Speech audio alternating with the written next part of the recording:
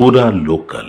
జూబ్లీహిల్స్ కాన్స్టిట్యున్సీకి 2025లో ఇప్పుడు ఉప ఎన్నికలు అయితే రాబోతున్నాయి. ఇప్పటి వరకు ఏదైతే బీఆర్ఎస్ పార్టీ నుంచి మాగంటి గోపీనాథ్ గారు ఇక్కడ ఎమ్మెల్యేగా ఉన్నారో ఆయన మరణించిన తర్వాత ఈ ప్రాంతంలో మళ్ళీ బై ఎలక్షన్స్ వచ్చే వార్తలు అయితే వినిపిస్తున్నాయి. సో ఈ తరుణంలో ఇక్కడ ఈ కాన్స్టిట్యున్సీలో ఉన్న ప్రజలు ఏమనుకుంటున్నారు, వీళ్ళు ఎవరికి ఓటేద్దాం అనుకుంటున్నారు, అంటే ఇప్పటి వరకు ఉన్న నాయకులు ఏం చేశారనే విషయాలు తెలుసుకుందాం. ఫిల్మ్ నగర్ ప్రాంతంలో అయితే ఉన్నాము. ఈ జూబ్లీహిల్స్ అండర్లోకి వస్తుంది కాబట్టి ఈ ప్రాంత ప్రజలు ఎలా ఫీల్ అవుతున్నారు, ఎవరికి ఓటేద్దాం అనుకుంటున్నారు, అలాగే వీళ్ళకున్న సమస్యలు ఏంటి, ఇప్పటి వరకు ఎవరైనా నాయకులు వీళ్ళకి వచ్చి ఎలాంటి అభివృద్ధి అనేది చేశారనే విషయాలన్నీ కూడా వాళ్ళని అడిగి తెలుసుకుందాం. సో రేపు జూబ్లీహిల్స్ లో ఉప ఎన్నికలు రాబోతున్నాయి కాబట్టి ఇక్కడ మీ ప్రాంతం నుంచి ఏ పార్టీకి ఎక్కువ ఓట్లు వెళ్ళే ఇంత ముందు ఆల్రెడీ పార్టీలకు సపోర్ట్ చేసుకుంటూ వచ్చాం, కానీ ఏ రోజు ఇప్పటికి ఒక 10 years నుంచి ఒక వర్క్ లేదు, ఇక్కడ ఏం లేదు. ఈ రోడ్లు చూస్తున్నాం, ఇక్కడ ఆంబులెన్స్ అని కూడా చాలా ఇబ్బంది ఉంది. ఏ నాయకుడు పట్టించుకోడు. ఓట్ల ఎలక్షన్లు ఉన్నప్పుడు ఓట్లు అడగడానికి వస్తారు, కథం వెళ్ళిపోతారు, ఓట్లు వేసుకుంటారు వెళ్ళిపోతారు. మళ్ళీ ఇక్కడ కాలనీకి వచ్చి చూసే ఏ ఎమ్మెల్యే కూడా రాడు, ఏ కార్పొరేటర్ కూడా ఎవరు కూడా రాడు ఇటు సైడ్. ఇంకా దారుణంగా చిన్న వర్షం వచ్చింది అనుకో, అసలు వాటర్ ఇట్లా పైనుంచి అసలు వాటర్ వచ్చి చాలా ఇబ్బంది అవుతుంది. నడవడానికి కూడా అంత కష్టం అవుతుంది ఇక్కడ. అసలు చాలా సార్లు చెప్పినాము, అధికారులకు చెప్పినాం, పెద్ద అధికారులకి, కానీ ఎవరు పట్టించుకోవట్లేదు. ఇప్పుడు యాక్చువల్లీ ఇక్కడ ఏమైనా ఎమర్జెన్సీ అవసరం వచ్చింది అనుకో, అంబులెన్స్ రాని కూడా ఇక్కడ నుంచి అక్కడ గుంతలాగా ఉంది కదా, అక్కడ నుంచి రాని కూడా చాలా ఇబ్బంది అవుతుంది మాది. ఇక పట్టించుకున్న నాయకుడు ఇక అంత లేడు. ఇప్పుడన్నా ఈసారైనా ఎలక్షన్లు జరిగేటప్పుడు మాకు మంచి నాయకుడు కావాలని మేము ఎన్నుకుందాం అనుకుంటున్నాం. అది మాకు అన్ని విధాలా మాకు పని చేపిస్తా అని మాట ఇచ్చితే మేము దానికి సిద్ధంగా ఉండి వాళ్ళని గెలిపించుకుంటాం అంతే. ఎన్నికల కోసం ఎవరు రాలేదు, ఎవరు ఏం చేయలేదు. ఖాళీ ఇప్పుడు ఇంకా అనౌన్స్మెంట్ చేయలేదు కదా, ఇప్పుడు సీట్ ఎవరికి ఇస్తున్నాడు. అది అనౌన్స్మెంట్ చేసినాక దాని తర్వాత తిరుగుతారు. అప్పుడు మీ ఓట్లు మాకేయండి అంటారు. కానీ ఈడ బస్సులో వచ్చి చూసే నాయకుడు మాత్రం ఎవరు లేరు. బస్సు సమస్యలు ఇక్కడ నుంచి అక్కడికి 100 సమస్యలు ఉన్నాయి, కానీ ఒక్క నాయకుడు వచ్చి పట్టించుకోడు అసలు. మరి గతంలో మాగంటి గోపీనాథ్ గారు ఉండేవాళ్ళు, అప్పుడు ఎలా ఉండేది? అప్పుడు కూడా చాలా సార్లు ఎమ్మెల్యే గారికి పోయి కంప్లీట్ చేయడం జరిగింది, కానీ వర్క్ మాత్రం జరగలేదు. మేము కూడా టీఆర్ఎస్ పార్టీలో వర్క్ చాలా చేసినాం, కానీ వర్క్ మాత్రం ఎప్పుడు ఏ వర్క్ చిన్న వర్క్ కూడా జరగలేదు ఇక్కడ. ఎమ్మెల్యే గారు కనీసం మా ఏరియా కూడా రాలేదు ఇక ఒక్కసారి కూడా రాలేదు. సో మరి ఇప్పుడు నమ్మకం ఉందా, ఒకవేళ ఏదైనా పార్టీ అంటే ఇప్పుడు ఎక్కువ కాంగ్రెస్, తర్వాత బీజేపీ, బీఆర్ఎస్ 3 ఉన్నాయి. సో దేనికి వేస్తే బెటర్ అనుకుంటున్నారు, ఏ నాయకుడు వస్తే బెటర్ అని మీకు అనిపిస్తుంది? నాయకుడు అంటే ఇక అందరూ గెలిచినప్పుడు ఫస్ట్ నాయకులు అట్లా చెప్తారు, గెలిచినాక వాళ్ళు తప్పుకుంటారు అంతే. ఇది మాకు నాయకుడు ఎట్లా అంటే ఏ నాయకుడు వల్ల గెలిచినా ఈసారి మాకు పనిచేసే నాయకుడు కావాలని మేము అనుకుంటున్నాం అంతే.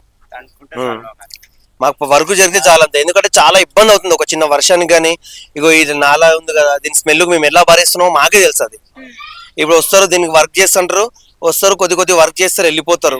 పూర్తిగా వర్క్ చేసే వాళ్ళు ఎవరు ఉండరు ఇక్కడ. చిన్న వర్క్లు చేస్తారు, బిల్లులు శాంక్షన్ చేసుకుంటారు, అవతల పడిపోతారు అంతే.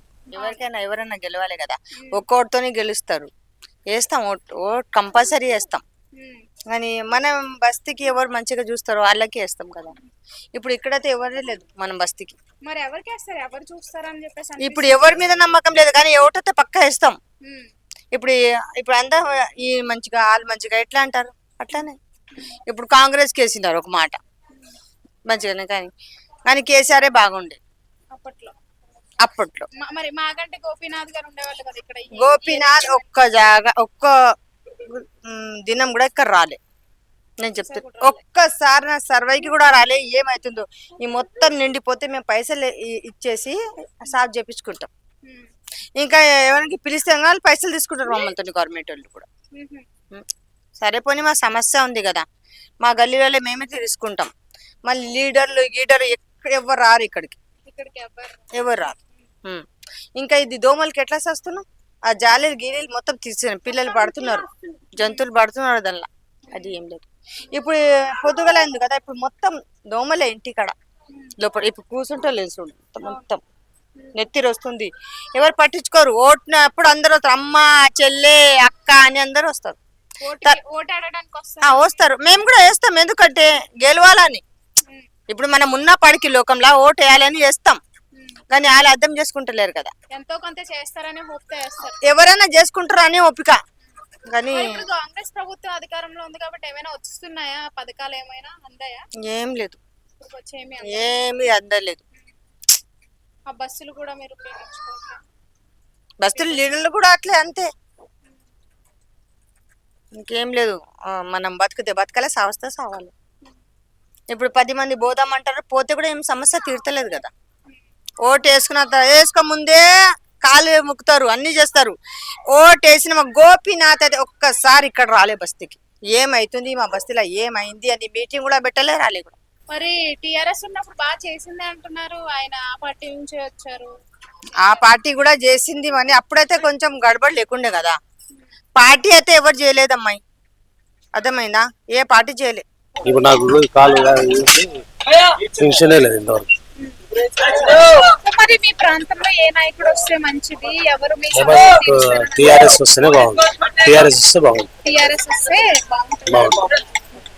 గతంలో ఇక్కడ మాగంటి గోపీనాథ్ గారు ఉండేవాళ్ళు, ఆయన వర్క్ ఎలా ఉండేది ఇక్కడ? ఆయన బాగానే ఉండేది. వచ్చే వాళ్ళ ఇక్కడికి వస్తుండే వస్తుండేనా? మిమ్మల్ని అడుగుతుండేనా ఏంటి? అడుగుతుండే. సో ఆయన పరిపాలన 3 సార్ల నుంచి కూడా ఏంటి బాగుందా? బాగానే ఉంటుంది, బాగా అడ్డుకుంటున్నాను. సో మరి ఇప్పుడు ప్రభుత్వంలో కాంగ్రెస్ పార్టీ ఉంది కదా అధికారంలో. సో కాంగ్రెస్ పార్టీ వస్తేనే మళ్ళీ ఇక్కడ పనులు చేస్తాయి, ఏదైనా సంక్షేమ పథకాలు కావచ్చు, నిధులు కావచ్చు వస్తాయి. బీఆర్ఎస్ లేదు కదా ఇక్కడ, ఎక్కడ లేదు కానీ మరి చేస్తలేదు కదా, ప్రస్తుతానికి అయితే చేస్తలేదు. కాంగ్రెస్ ఏమి చేయలేదు. చేస్తలేదు. సో కాంగ్రెస్ ఇచ్చిన పథకాలు ఏమి మీకు ఇప్పుడు వచ్చి అందలేదు. సో ఇప్పుడు మీరు ఎవరు కోటేద్దాం అనుకుంటున్నారు రేపు వచ్చే ఉప ఎన్నిక? టీఆర్ఎస్ ఇక్కడ డ్రైవింగ్ పని చేస్తాం. వెళ్తారా రోజు?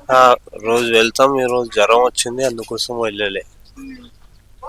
ఇక్కడ ఎలా ఉంటది పరిస్థితి? పరిస్థితి అంటే ఎలా ఉంటది అంటే మొత్తం చెత్త ఉంటది రోడ్ పైన. ఎవరు ఇలా పట్టించుకోరు, అసలు ఏవి పట్టించుకోరు. లీడర్లు అసలు ఏవి పట్టించుకోరు. అన్ని చెత్త అట్లనే వేస్తారు. మొత్తం దోమలు గీమలు కలిసి ఎట్లానే జ్వరంలు వస్తాయి, అన్ని అట్లానే అవుతాయి. గల్లీలా మొత్తం నీళ్ళు వస్తూనే ఉంటాయి పైన నుంచి. చిన్న చిన్న పిల్లలు ఉన్నారు మా దగ్గర. నుంచి పరిస్థితి ఎలా ఉంటా ఉండేది? 10 సంవత్సరాలు అవుతున్నాయేమో అట్లా ఉంది. అన్ని లీడర్ వచ్చి వెళ్ళిపోతూనే ఉంటారు. ఇట్లనే ఎవరు ఏం చేపియారు. ఒక 2 రోజులు చేపిస్తారు, తర్వాత వెళ్ళిపోతారు. అంతే. చేపించేది అంటే ఆ చెత్త బయట వేసి వెళ్ళిపోతారు అంతే, ఇంకా ఏం చెయ్యరు అంతే. మరి రేపు ఎలక్షన్స్ వస్తున్నాయి కాబట్టి ఎవరు కోటేద్దాం అనుకుంటున్నారు? ఎవరు గెలిపిస్తే? ఎవరు మనకి మంచిగా చేస్తే వాళ్ళకి ఓటు వేపిస్తాం. మరి ఎవరైనా ఇప్పుడు వరకు ఎవరు ఏం చేయలేదు, ఏం చెయ్యలే. ఇంకా ఇప్పుడు చేపించే వాళ్ళకి వేయాలి కదమ్మా. ఫస్ట్ అయితే అది కాంగ్రెస్ కి వేస్తుండే, కాంగ్రెస్ తర్వాత టిఆర్ఎస్. ఇప్పుడైతే కాంగ్రెస్ కే వేయాల్సింది ఉంటది. ఎందుకు అంటే ఇప్పుడు ప్రభుత్వంలో కాంగ్రెస్ పార్టీ ఉంది కాబట్టి ఏమైనా చేస్తారు? కాంగ్రెస్ పార్టీ తర్వాత నుంచి ఫస్ట్ తెలంగాణ పార్టీ మంచిగా ఉండే మనది. టిఆర్ఎస్ పార్టీ మంచిగా ఉండే. ఇప్పుడైతే కాంగ్రెస్ పార్టీ వేస్ట్ ఉంది, ఏం పని లేదు దాంట్లో.